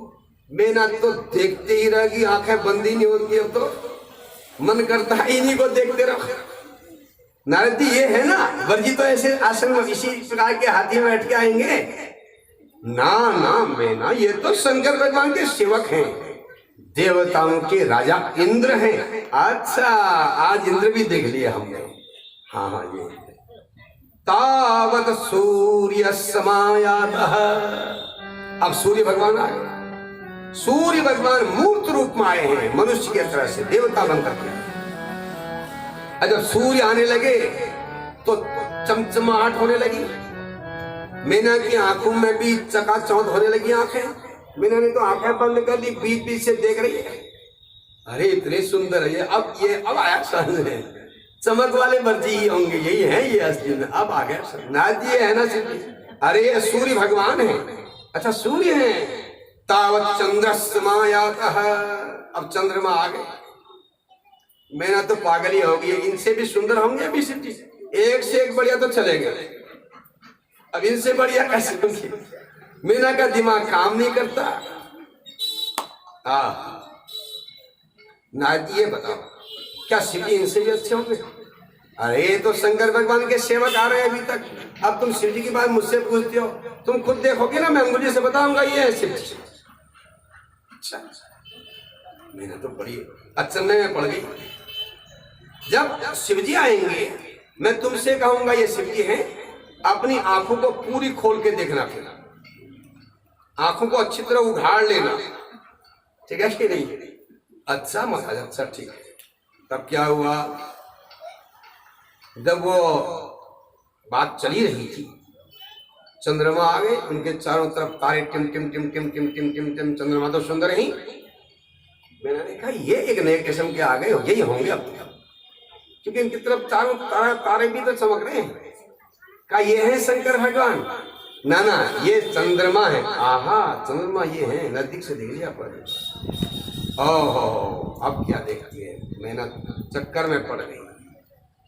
तावत ब्रह्मा समायातः तेषां राशिरुत्तमः ऋषिवर्ययुतः साक्षात् धर्मपुंज इव स्थितः। ब्रह्मा जी आ गए, चार चतुर्मुख ब्रह्मा जी आए, कर वेदन की धूमा हो। उनके चारों तरफ वेद मंत्र पढ़े जा रहे हैं, ऋग्वेद, यजुर्वेद, सामवेद, अथर्ववेद, अलग अलग वेदों की ध्वनि होती है, वेदों की ध्वनि चलती। इतना बढ़िया लग रहा है, मन में शांति हो। मैंने जब देखा 4 मुख वाले, अभी तक तो ऐसे 4 मुख वाले कोई आए नहीं, तो शिव जी के 4 ही मुख होंगे, तभी तो मेरी बेटी लगी रही पीछे से। और देखो कितनी शांति मिल रही है, सब मंत्र बोल रहे हैं उनके चारों तरफ। शिव जी होंगे, यही होंगे। नारद जी, शिव जी ये है ना, मैंने पहचान लिया। अरे मैना, ये ब्रह्मा जी है। ओहो, गलती हो गई, आप बताना फिर मेरे को। अरे बैठा ही इसीलिए हूं बताने के लिए, ये जल्दी हो जा रही है बहुत। मैना सुन, अच्छा, तावत विष्णु समायातः, अब विष्णु भगवान आ गए। 4 चतुर भुज विष्णु जी आए। 4 हाथ वाले। मीना ने कहा 4 मुख वाले तो देख लिए थे, अब 4 हाथ है तो यही विष्णु शंकर भगवान होगा। इतनी बार समझा दिया कि भी उसके मन में लग रहा है मैं पहचान लूंगा बिना देखे। अष्ट सिद्धि नवनिधियां नाच रही है, गरुड़ में बैठे हुए, देखते रह गई। कितना सुंदर पक्षी है, कितने शांत हैं, 4 हाथ हैं इनके। शांताकारं भुजग शयनं पद्मनाभं सुरेशं विश्वाधारं गगन सदसं मेघवर्णं शुभांगं लक्ष्मीकांतं कमलनयनं योगिभिर्ध्यानगम्यं वंदे विष्णुं भवभयहरं सर्वलोकैकनाथं। शांत। मीना ने कहा ऐसे शांत अभी तक कोई आया ही नहीं। इनकी आंखें कितनी सुंदर हैं। आहा, मीना मन ही मन खूब हंसने लगी, उसका चेहरा खिल गया। अब इससे बाकी शिव जी कौन होंगे? ये आखिरी बार में देखे, इनके बराबर कोई अभी तक आया भी नहीं, और यही शिव जी होंगे। वो चकित हो गई ना। नारद जी ने इससे कहने लगी अब आए ना शिव जी। ना अब कहाँ आए, ये तो विष्णु भगवान है। अच्छा ये विष्णु है, हाँ तो भूल गई आप सब। अब गंगा आदि नदियां आ गई, ऋषि मुनि आ गए, उनके बीच में सरस्वती आ रही है, बड़ी सुंदर दिखती है। मीना को होश भी न रहा ये औरत है क्या आदमी। कहने लगी ये होंगे शिव जी। नारद जी ने कहा ये तो सरस्वती माता है। अरे नारद जी मैं तो भूल गई बिल्कुल। अच्छा अच्छा अच्छा अच्छा, तो आप बताओ कि इससे अच्छे सुंदर कैसे होंगे शिव जी? अब बताते हैं, अब आने वाले शिव। अच्छी तरह बैठ जा। मैं ना एकदम से अपने जमा करके अपने को बैठ गए। कहा देख मैं अंगुली लगाऊंगा। हर्ष सेवकान पश्य, पहले शिव जी के भक्तों को देखेगी फिर औरों को देखेगी, ठीक है ना। अब आ गए, वो बड़ी खुश होगी, अब तो शिव जी आएंगे। आहा, वाक्यारूधरा केचित् आयाता मर्मरस्वरा अंगुलिया दर्शया मासो नादस्ताम सुभानना। अब आ गई आंधी तूफान, भयंकर मरमर मरमर मरमर मरमर मर, हवा चलती होता है कि नहीं होता है? आवाज हो रही है पेड़ों में, घरों में। नारद जी ने कहा ये शंकर भगवान के भक्तों को देखो, गणों को देखो, फिर औरों को देखते रहेगी। शिव जी को देखेगी अभी जल्दी। तावदन्ये समायाता भूत प्रेत पिशाच का। अब आ गए भूत प्रेत पिशाच आ गए। आहा, मैना देखती रह गई ये क्या है। अभी तक तो सुंदर सुंदर जो थे वो आए, अब ये भूत प्रेत तो मेरे को समझ में नहीं आता। मैना ने कहा नारद जी ये क्या हो रहा है? अरे क्या हो रहा है? शिव जी के गण आ रहे, अब शिव जी आने वाले, देखोगे अभी। नारद जी ने बताया देखो मैं ना, ये सब उनके गण होते अलग किस्म के। मैंने ने अच्छी तरह देखा, किसी का सिर ही नहीं है, न सिर है न आंख है, लेकिन चल रहा है लेफ्ट राइट लेफ्ट राइट। किसी का सिर नहीं है तो पीठ में आंखें हैं, चल रहा है आगे को देख रहा है पीछे। विरुद्ध वाहन, उल्टे उल्टे वाहन में बैठे हुए, घोड़े के पांव पर कोई पेट में बैठा हुआ है, बिना पांव के चल रहा है घोड़ा। कोई डमरू बजा रहा है, कोई गाल बजा रहा है, मुख में हवा भर के गाल बजा रहा है। मैना धीरे धीरे धीरे धीरे हिलने लगी। अब भूत आने लगे ना। कोई टेढ़े, किसी आंखें टेढ़ी मेढ़ी, किसी का मुख नहीं है, खाली नाक है, आंखें। किसी के बाल इतने हैं कि वो झाड़ू लगाते हुए जा रहा है, किसी के एक भी बाल नहीं है, किसी की इतनी बड़ी तोत है, बाकी कुछ है ही नहीं, पांव है तोत है। मैंने देखा क्या एक ही भूत लगने पर आफत आती है कि नहीं आती? यहाँ तो हजारों एक साथ आ रहे हैं। कोई बिल्कुल ही काले हैं, कोई सफेद हैं, कोई नीले हैं, किसी के पांव ऊपर को है तो सिर नीचे है, सिर से चल रहा है। कोई ताली बजा रहा है, कोई संगी बजा रहा है, ऐसे अनेकों आ गए। मैंने कहा ये क्या हो रहा है? मैंने कांपते कांपते धीरे धीरे धीरे भूत लग गया ना उसको। एक भूत होता तो उपाय होता तो सारे भूत ही भूत। धीरे धीरे धीरे आंख बंद करके सो गए। और याद रखना, भूत आदमियों को कम लगते हैं, देवियों को ज्यादा लगते हैं। अच्छी तरह आदमी खुद ही भूत है तो क्या लगे भूत? आदमी को कभी नहीं लगता। हम एक गांव में गए थे, वहां लोग कहते थे पंडित जी मेरी बहू की तबीयत खराब है, आप देख तो गए। मैं क्या देखूं डॉक्टर साहब को? नहीं आप देख दो बस, मेरी श्रद्धा हो। हाँ लाओ। जैसे ही बेटा देख देवी मेरे हाथ में देख तो वो नाचने लग जाए। दूसरी को बुलाए वो भी नाचने लग जाए। तीसरी को बुलाओ, जितनी सुंदर सुंदर स्वस्थ औरतें हैं वो सब नाचे। अरे मैंने कहा सारे गांव में भूत लगा हुए। मैंने कहा भाई कथा में क्या हो रहा है तुम्हारे गांव में? सारी सुंदर महिलाएं जितनी हैं, स्वस्थ महिलाएं जितनी हैं, उन ऊपर भूत चिपका हुआ है। कहाँ पंडित जी ऐसा? मैंने सोचा अब इसका उपाय क्या हो, इनका भूत तो निपटे, ये तो नरक में रह रहे बेचारे। मेरे अंदर से एक उत्तर आया। वो उत्तर ही आया, आवाज आई कि भाई यहाँ के लोग ज्यादातर मांस खाते हैं और शराब भी पीते हैं। तो जहां मांस पकेगा उसको शमशान कहते हैं। जब घर में मांस पकेगा तो शमशान तो हुआ। दूसरे की चमड़ी पक रही है, हड्डी पक रही है घर में। तो एक तरफ देवताओं के मंदिर आकर जरूर बनाते हैं लोग। पहले तो नहीं बनते थे देवताओं के मंदिर, अलग मंदिर होता था, वहां जाकर के पूजा करते थे लोग। अब ये फैशन ही बन गया, हर एक लोग मकान बनाते हैं और वहां का मंदिर भी एक बना देते हैं। कभी कभी तो मंदिर की जगह नहीं होती है तो सीढ़ियों के नीचे बना देते हैं और फिर वहां इधर देवताओं का आह्वान करते हैं, पूजा करते हैं, दूसरी तरफ मांस पकता है।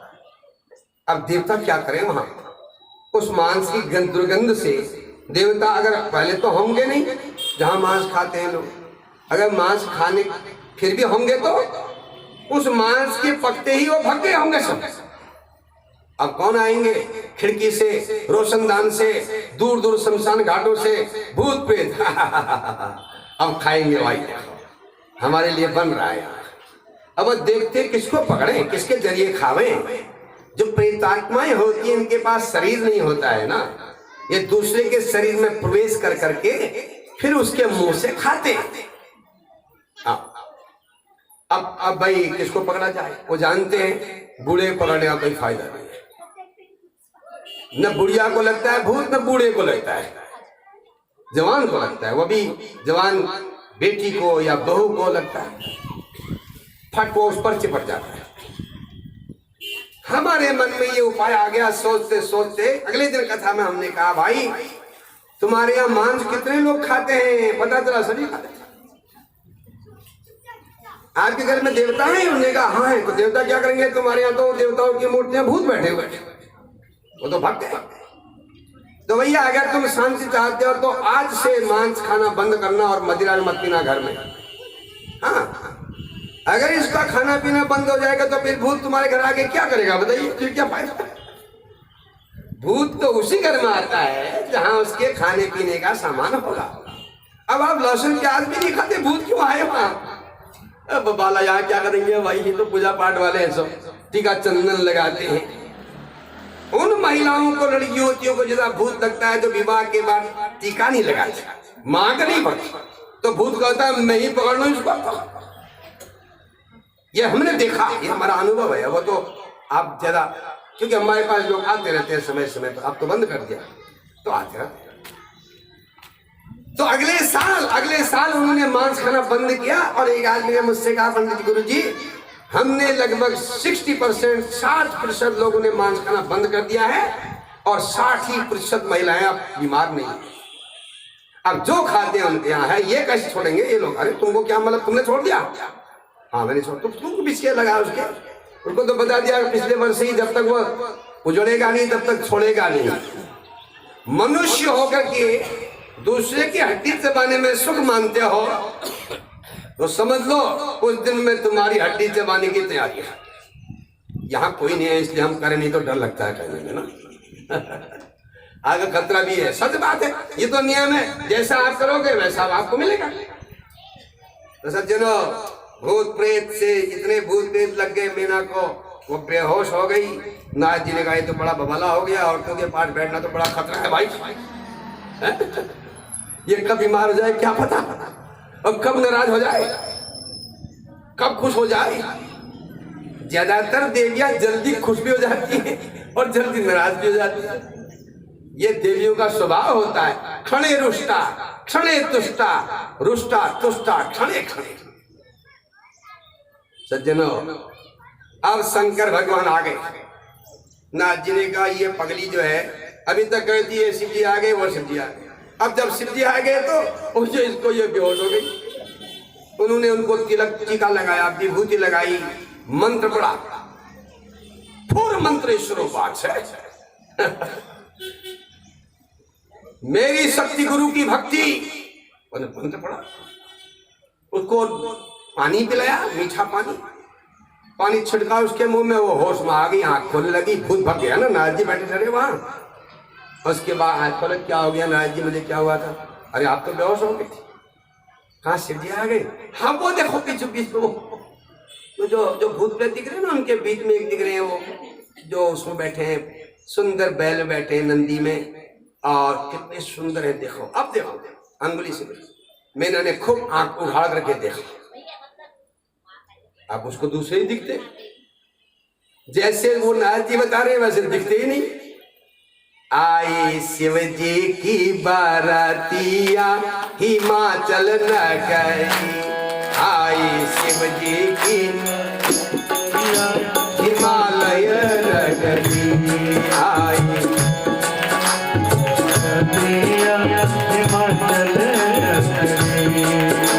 हिमालय नगरी, ओ हिमालय नगरी, हिमालय नगरी, ओ हिमालय नगरी, आई शिव जी की बरतिया हिमालय नगरी, आई शिव जी की बरतिया हिमालय नगरी। पुरवासी सब देखन आए, कैसी आई बारात, पुरवासी सब देखन आए, कैसी आई बारात। कौन कौन से आए बाराती, कैसे पड़ी गले माल, कैसी दुल्हा की सुरतिया हिमालय नगरी, कैसी दुल्हा की सुरतिया हिमालय नगरी, आई शिव जी की बारातिया हिमालय नगरी, आई शिव जी की बारातिया हिमालय नगरी, हिमालय नगरी, ओ हिमालय नगरी, हिमालय नगरी, ओ हिमालय नगरी, आई शिव जी की बरतिया हिमालय नगरी, आई शिव जी की बरतिया हिमालय नगरी। कोई बेचारा कद का छोटा, कोई लंबा मोटा, कोई बेचारा कद का छोटा, कोई लंबा मोटा, किसी किसी की चार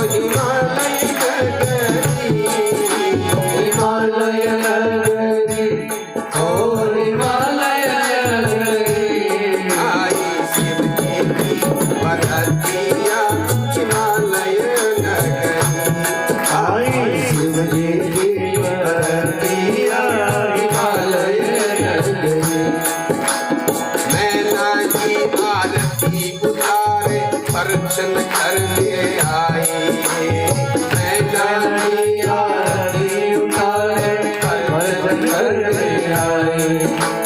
शिव शंकर का रूप देख कर मन ही मन घबराई। शिव शंकर का रूप देख कर मन ही मन घबराई। कैसी पड़ेगी भवरिया हिमालय नगरी। कैसे पड़ेगी भवरिया हिमालय नगरी। आई शिव जी की पार्वतिया हिमालय नगरी। आई शिव जी की पार्वतिया हिमालय नगरी। हिमालय नगरी ओ हिमालय नगरी। हिमालय नगरी ओ हिमालय नगरी। आई शिव जी की पार्वतिया हिमालय नगरी। आई शिव जी की पार्वतिया हिमालय नगरी। शंकर भगवान की जय हो। अब शंकर भगवान को मैना ने देखा। कौड़ियों की माला पहन रखी है, सिर में चंद्रमा है, 10 हाथ है, बाघ की खाल पहन रखी है और हाथी की खाल भी पहन रखी है। खप्पर हाथ में है, शंख भी है। मैना तो देखते रह गए। नित्यतम कंपयुक्तम च शिवोयम मुनिरब्रवीत्। अब शंकर भगवान ने जो हाथी की खाल पहनी है ना, उसमें मक्खियों की बड़ी भिनभिनाहट चल रही है। और वो मक्खियां कभी भगवान के ऊपर भी घूम रही है। जैसे मधुमक्खी का होता है ना, वो परिवार अलग होता है तो उड़ते एक साथ, ऐसे मक्खियों का भंडार है, भीड़ है। बन बन बन बन बन बन बन बन मैना को सुनाई दे रहा है। और शंकर भगवान ऊँग रहे हैं। नित्यतम कंपयुक्तम चौक, नींद में कांप रहे, झपके लग रहे, कभी इधर कभी उधर। और जिस नंदी में बैठे हैं वो बिल्कुल लकड़ी है, बुढ़ा। कभी घच करके पांव डाल रहा है और गच दूसरा पड़ रहा है। अभी लगता है कि वर्ती गिरने ही वाले। मैना तो देखती रह गई। इस सिद्धि के लिए मेरी बेटी ने तपस्या की। सोच में पड़ गई। वो तो फिर मूर्छित हो गई, बेहोश हो गई। नारद जी ने कहा ये बड़ी आफत में पड़ गया मैं तो। ये तो थोड़ी थोड़ी देर में बेहोश जा रही है। क्या करें, ये बड़ी आफत है भाई। मैंने इसकी बात क्या मानी, मैं तो बवाले में पड़ गया इसके साथ। अब क्या करूं मैं इसको। नारद जी फिर उसके लिए रक्षा पढ़ने लगे। ओम नमः चंडिका दिए, विभूति लगाने लगे, पानी छिड़कने लगे। जैसे तैसे होश में आई। बोलो शंकर भगवान की। होश में जब आई और नारद जी को अनशन करने लगी, गाली बकने लगी। अरे नरदुआ, तूने ही मेरी लड़की से कहा तपस्या कर, आज ये उगने वाला बर मिला। अरे नहा धो के आता, मक्खियों का भिनभिनाट चल रहा है। अच्छे अच्छे देवता को लगे, इसके साथ ये भूत लगे। ये भला होता तो देवताओं के बीच में होता। बताओ, भूतों के साथ रहता होगा, अब भूतों के बीच में ही आ रहा है। चिपटने लगी नारद जी को। नारद जी ने कहा मेरे नाक नोच देगी, मुख नोच देगी, नाखून लगा देगी। नारद जी भागे। कहा मैंने क्या हुआ, क्या दूर से खड़े होकर कहते हुआ क्या। अब तुम इधर आओ, मैं बताती हूँ। नारद जी बड़ी समस्या पड़ गई। बताओ, अभी तक बेहोश रही, अब होश में आई तो मुझे चिपट रही है। हे भगवान मुझे बचाओ इससे। ना हे शंकर भगवान, इसको इससे मुझको बचाओ। मैंने ने कहा देख नारद, तूने ही शादी गड़बड़ करवाई है। शादी हो नहीं रही होगी इसकी, और मेरी बेटी को उकसा दिया तपस्या करने के लिए, और बर मिला शादी में उगने वाला, सोने वाला। 2-3 दिन पहले सो के आता, अब आज सो रहा है। बता, सारे पर सज धज के आते। कितने सुंदर देवता थे, कितना बढ़िया उनका श्रृंगार था जो आगे आए। मैं तो उनको ही शिव समझ रही थी। ये शिव है बताओ। आज ऐसा फल मिला। मेरी बेटी घोर तपस्या की, जिंदगी लगा दी और फल मिला बड़ा दुखदाई। मैं क्या करूं, किम करोमि पगच्छामि हतम तुम जीवित। मैं क्या करूं, कहां जाऊं, मेरी जिंदगी तो बेकार है। किसी का कुछ बर्बाद नहीं हुआ, मेरा घर ही उजड़ गया। अरे पगली बेटी, तूने हाथ में दीपक होते हुए तूने कुएं में कूद मार दी। क्या देख के तूने इस शिव के लिए तपस्या? कहां गए वो सप्तऋषि लोग जो शिव के लिए मांगने आए थे? अभी करते उनके बालों को नोचते हो, दाढ़ी लेके आए थे, जटाएं लेके, कहां है लाम को? नारद जी ने कहा ये ठीक था, उनकी मरम्मत होती, मैं बच जाता। नारद जी ने कहा करें क्या, नीचे जाए, ऊपर जाए, छोड़ के जाए तो गड़बड़ है। ये बोरा गई है, पगली हो गई है, ऐसे हाल में छोड़ना भी नहीं है। अरे हंस में बैठना छोड़ करके तूने कौवे में बैठना पसंद किया। गंगा जल पीना छोड़ करके कुआं खोदने में लगी रही। शेर की सेवा छोड़ करके सियार की सेवा की तूने अपनी बेटी से। यज्ञ की विभूति छोड़ करके चिता भस्म लगाया। इतने अच्छे अच्छे देवताओं को छोड़ करके इस शिव के लिए ऐसी तपस्या, वो भी ठीक कर रही है बेचारी, क्या करे, लेकिन उससे घमंड हो गया था ना अंदर से। तो जिसकी जैसी भावना होती है वैसा ही दिखता है। जब राम जी धनुष की भंग करने के लिए उतरे, धनुष के सामने जब खड़े हुए,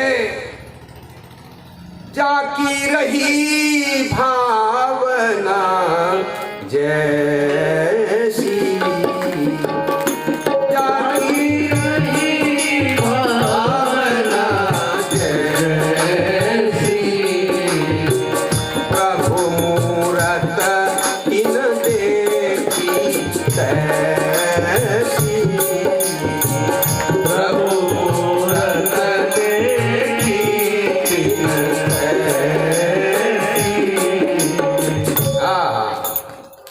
इसके भावना में अहंकार था। भगवान को अहंकार अच्छा नहीं लगता, तो भगवान को ऐसे देखने लगे।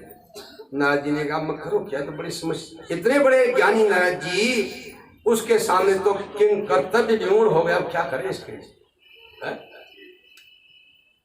क्या उपाय हो ये समझे। अरे इस महादेव जी हैं, कितने सुंदर लगते हैं, ये कैसा कार्य है, ये कह रही है उंगलें, कह रही है कम से कम ये वाहन तो ठीक होता। ये बूढ़े बैल में बैठ के आ गया बूढ़ा, इसके लिए बैल, अच्छे बैल में बैठ गया। धिक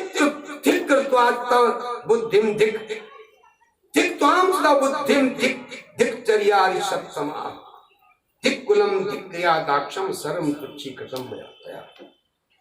इस बेटी के लिए धिक्कार है, इसके तपस्या के लिए धिक्कार है, उन ऋषियों के लिए धिक्कार है जिन्होंने उसके रास्ता बताया। इस कुल के लिए धिक्कार है जिसने ऐसे वर इसको दिया है। मेरा घर तो उजड़ गया, अब जो मेरे पति हैं वो सामने आ नहीं रहे। अभी हिमालय वो आते समझाती ना उनको क्या करना है, क्या करना है।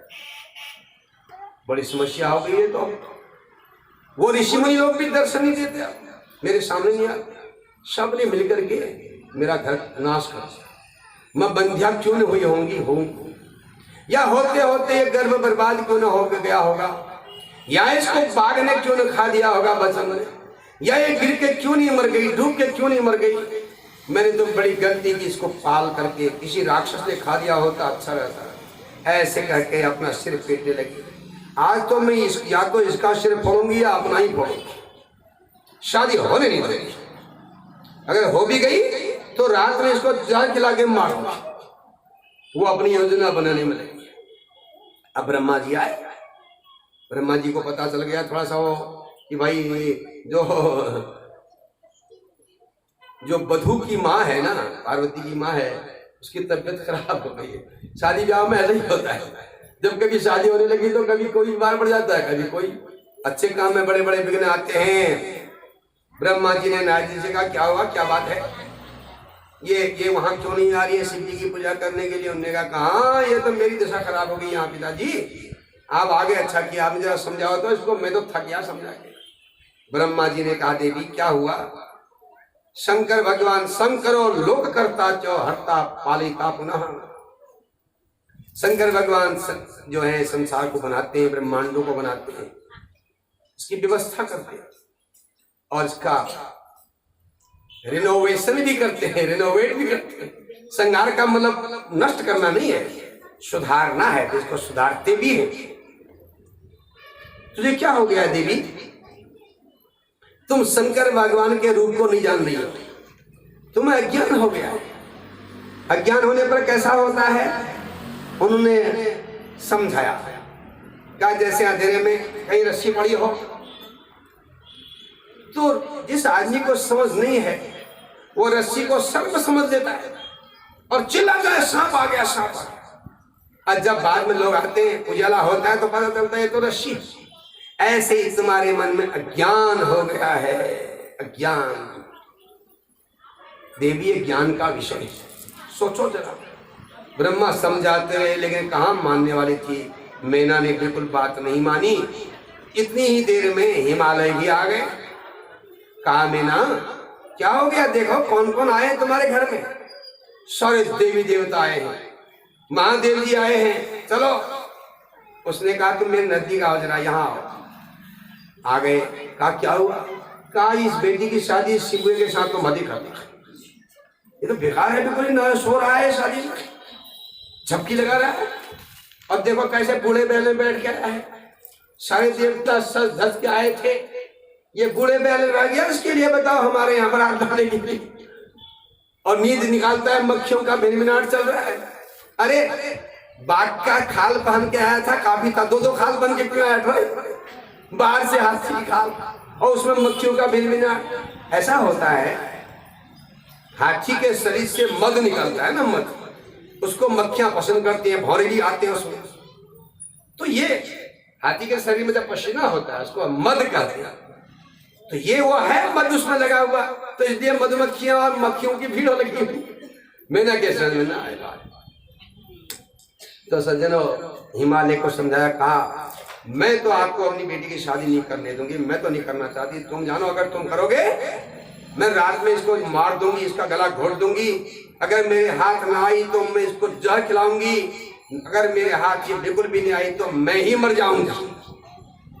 अरे ये तो बड़ी आफत आ गई। हिमालय ने सोचा ये कह रही है तो मर भी जाएगी। कहने का मतलब सही बात है ना। अगर कोई महिला कहे तुम मुझे बताओ तुम कहाँ गए थे, उसने कहा मैं कहीं नहीं गया था, मैं तो बाजार में गया था। नहीं तुम कहीं गए थे, भ्रम हो गया ना, भ्रम। नहीं बताओगे तो मैं मरती हूँ। अब वो बेचारा क्या बताए, अब बताए तो क्या बताए। ये तो वही कहानी होगी, रजा रानी खा रहे थे साथ बैठ करके बढ़िया व्यंजन अपनी अपनी थालियों में, चांदी की थालियों में, और वो आए, वो जो चींटियां आई, और चींटी बड़े बड़े चींटी जो होते हैं मंदिर में आप देखे होंगे, बड़े चींटे घूमते घूमते आए, और कोई रानी की थाली में जा रहा है, कोई राजा की थाली में जा रहा है, और रानी की थाली से वो पका हुआ चावल जो है उसको उठा करके वहां ले जा रहा है, वहां से दाल उठा के यहाँ ले जा रहा है। दूसरे चींटे ने जब ऐसा किया, चींटी ने कहा तू गलत कर रहा है, उसका जो उठा वहां, उसका जो उठा यहाँ, तो ठीक नहीं। उसने चींटे ने कहा क्या हुआ फिर, ये तो दोनों पति पत्नी, इनको पता भी नहीं है अपने आप का। राजा हंस रहा है, राजा उनकी भाषा जानता था। रानी ने पूछा तुम खाते खाते तो कभी हंसते नहीं हो, आज क्यों हंस रहे हो? ये लड़ाई की जड़ है हंसी, हंसना। अब बेमतलब हंसने में, झगड़ा होने में देर नहीं लगती। आपको झगड़ा शुरू करना है तो हंसने लग जाओ, किसी को कितना मुंह करके हो गया, झगड़ा शुरू हो जाए, बस बताओ क्यों हंसते हो आप? उसने कहा ऐसी कोई बात तो नहीं, रो तो नहीं रहा हूँ, हंसना कोई बुरी बात थोड़ी है, बढ़िया भोजन है इसलिए हंस। वो मानी नहीं, उसने कहा ना कोई कारण है, उसको वहम हो गया, इसने कहीं दूसरी औरत ने देख ली, दूसरी रानी ने देख ली, क्योंकि राजा लोग शादी करते रहते। अब ये सुंदरी थी, राजा कहता था तुम मेरे सब रानियों में सुंदरी हो।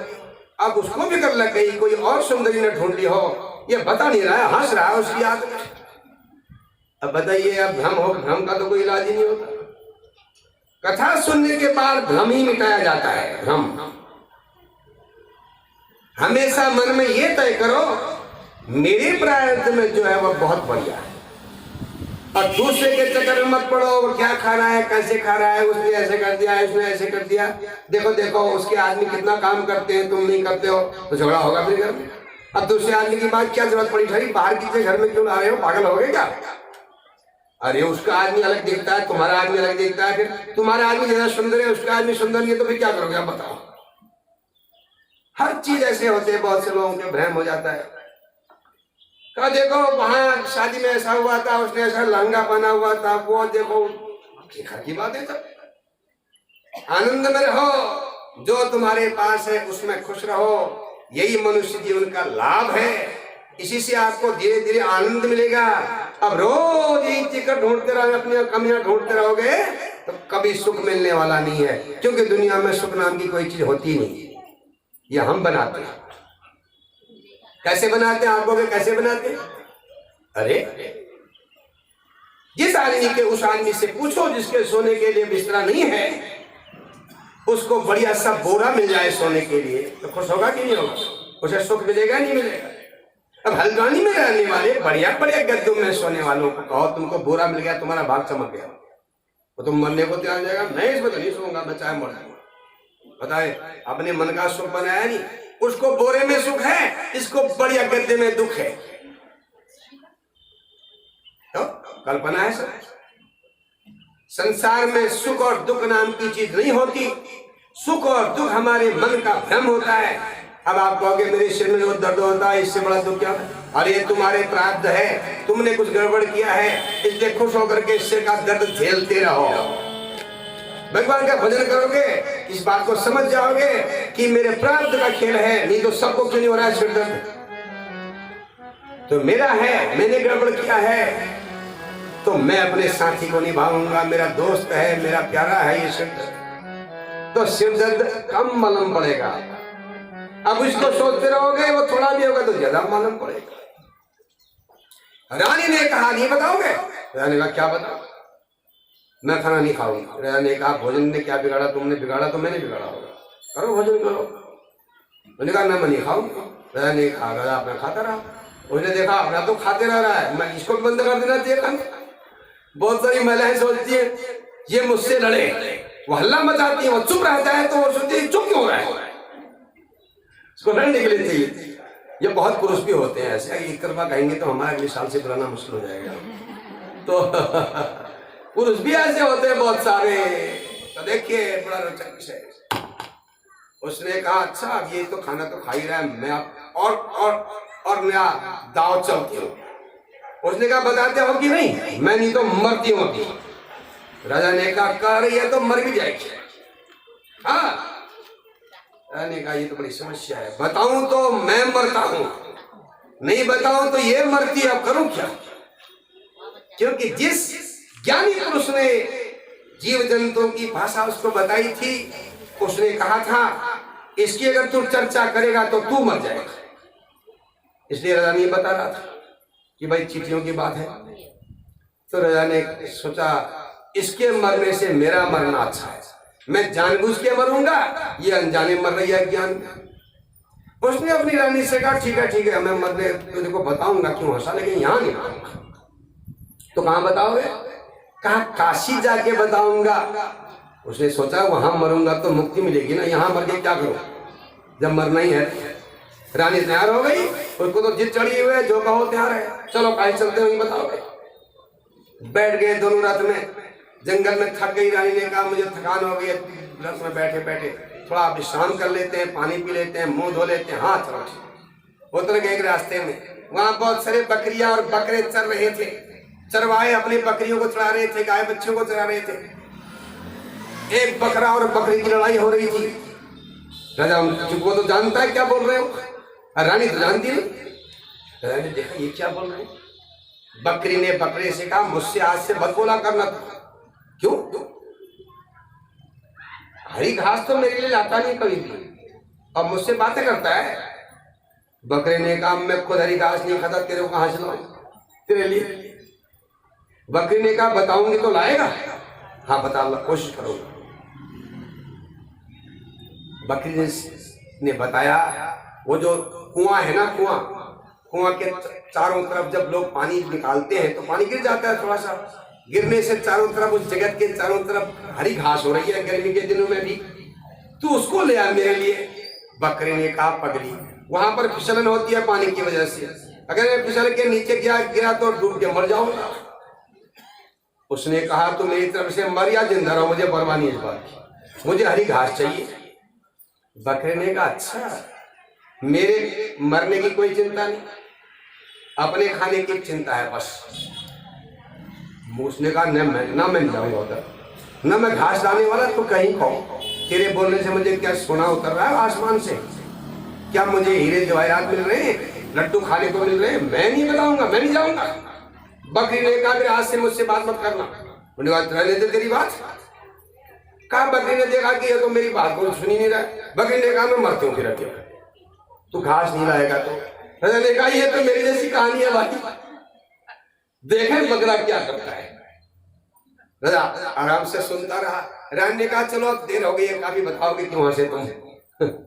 राजा ने कहा जो तुम्हारी थकान मिट गई? उन्होंने कहा हाँ मिट गई। कहा मुझे अभी लगी है थोड़ी थकान, मेरे घुटनों में थोड़ा दर्द है, मैं थोड़ा सीधे करता हूँ। अपने पाँव को सीधे करने लगा और बकरी की बात सुने।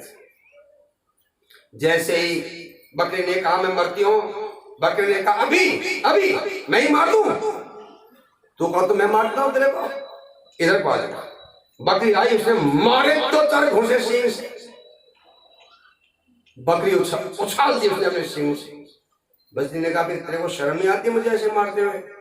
तू कह रही है मरती हो करके, तो तेरे मरने से मैं ही मार देता हूँ तेरे को, या तू मरना चाहती है? मर जा, मैं देखता हूँ अभी।